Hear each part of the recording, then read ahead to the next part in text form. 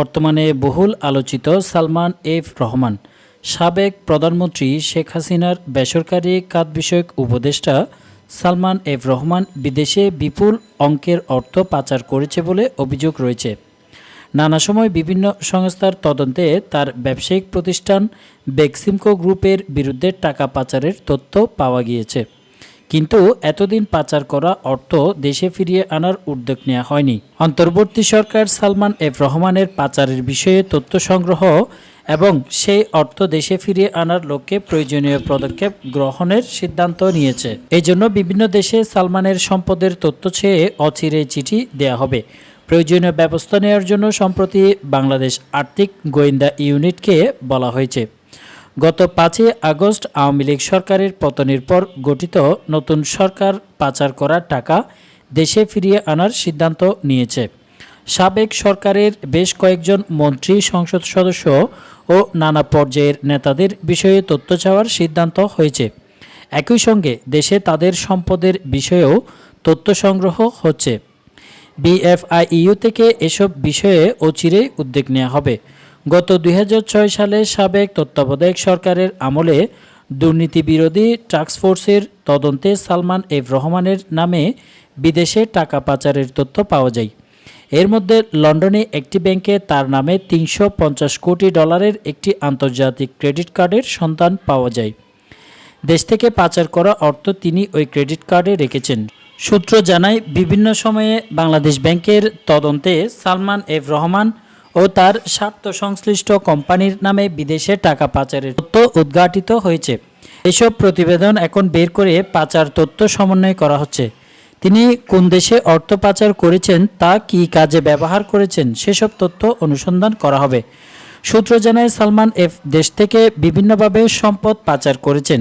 এর মধ্যে পণ্য আমদানির এলসি খুলে বৈদেশিক মুদ্রায় দেনা শোধ করেছেন ব্যাংকের মাধ্যমে, কিন্তু পণ্য দেশে আনেননি। পণ্য আমদানি করা হয়েছে কিন্তু পণ্য দেশে আসেনি। এর মাধ্যমেই দেশ থেকে বেশি টাকা পাচার করা হয়েছে। সরকারি একটি ব্যাংক থেকে বেক্সিমকো গ্রুপের প্রতিষ্ঠানের এলসি খোলার দেনা শোধ করা হয়, কিন্তু এর বিপরীতে কোনো পণ্য দেশে আসেনি বলে দেশ ব্যাংকের একটি তদন্তে বেরিয়ে এসেছে। বিদেশে পণ্য রপ্তানি হলেও রপ্তানি মূল্যের ডলার দেশে আসেনি। কেন্দ্রীয় ব্যাংকের তদন্তে এসব ঘটনা ধরা পড়ার পরেও রাষ্ট্রীয় চাপে কেন্দ্রীয় ব্যাংক থেকে জোরালো কোনো পদক্ষেপ নেওয়া সম্ভব হয়নি। সূত্র আরও জানায়, টানা 15 বছর ধরে আওয়ামী লীগ সরকার ক্ষমতায় রয়েছে। ওই সময়ে শেখ হাসিনার বেসরকারি খাত বিষয়ক উপদেষ্টা হিসেবে তার ছিল একচ্ছত্র আধিপত্য। যে ব্যাংক থেকে যেভাবে খুশি ঋণ নিয়েছে, ঋণের টাকা কখনোই পরিশোধ করেনি। পরিশোধের সময় এলে আবার নতুন করে ঋণ নিয়েছে। এভাবে শুধু সরকারি খাতের জনতা ব্যাংক থেকেই লোন নিয়েছে 23,000 কোটি টাকা। এর মধ্যে একটি অংশ আমদানির এলসির নামে বিদেশে পাচার করে দিয়েছে। তার বিভিন্ন কোম্পানির নামে শিল্পের যন্ত্রপাতি আনার ক্ষেত্রে মূল্য বেশি দেখিয়ে ঘোষিত পণ্যের চেয়ে কম পণ্য দেশে এনে সবচেয়ে বেশি টাকা পাচার করেছেন। আরও একটি বেসরকারি ব্যাংক থেকে ঋণ নিয়ে ওই টাকার একটি অংশ বিদেশে পাচার করেছে বলে অভিযোগ পাওয়া যায়। সূত্র আরও জানায়, পাচার টাকার একটি বড় অংশ রয়েছে বেলারুশ সহ কয়েকটি দেশে। সংযুক্ত আরব আমিরাতেও তার পাচার করা অর্থের সন্ধান পেয়েছে সংশ্লিষ্ট সংস্থা। ভারত ও নেপালে তার ব্যবসা প্রতিষ্ঠান রয়েছে। এসব দেশেও তিনি অর্থ পাচার করছেন বলে তথ্য পাওয়া যায়।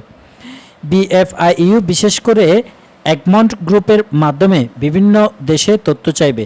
দেশগুলোর আর্থিক গোয়েন্দা ইউনিটের সমন্বয়ে একমন্ড গ্রুপ গঠিত। বাংলাদেশ ওই গ্রুপের সদস্য। এর সদস্য দেশগুলো পরস্পরের সঙ্গে মানি লন্ডারিংয়ের তথ্য আদান প্রদান করতে পারে। বাংলাদেশ একমন্ড গ্রুপের কাছে সংশ্লিষ্ট ব্যক্তি ও প্রতিষ্ঠানের নাম উল্লেখ করে চিঠি দিয়েবে। একমন্ড গ্রুপ ওই চিঠি তার সদস্য দেশগুলোতে পাঠাবে। ওইসব দেশ তথ্য আবার একমন্ড গ্রুপকে জানাবে। পরে একমন্ড গ্রুপ তা বাংলাদেশে দেবে। এই প্রক্রিয়ায় সালমান এফ রহমানের পাচার করা সম্পদের তথ্য সংগ্রহ করা হবে।